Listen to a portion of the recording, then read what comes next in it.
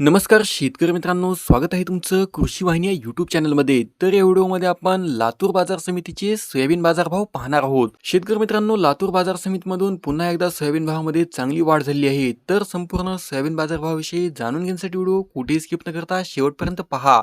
आणि शेतकरी मित्रांनो, तुम्ही जर सोयाबीन उत्पादक शेतकरी असाल आणि रोजचे सोयाबीन भाव जर तुम्हाला तुमच्या मोबाईलवरच पाहायचे असेल तर या चॅनलला सबस्क्राईब करा आणि शेजारील बेल आयकॉन दाबा, जेणेकरून रोजचे सोयाबीन भाव तुम्हाला सर्वात आधी पाहायला मिळतील.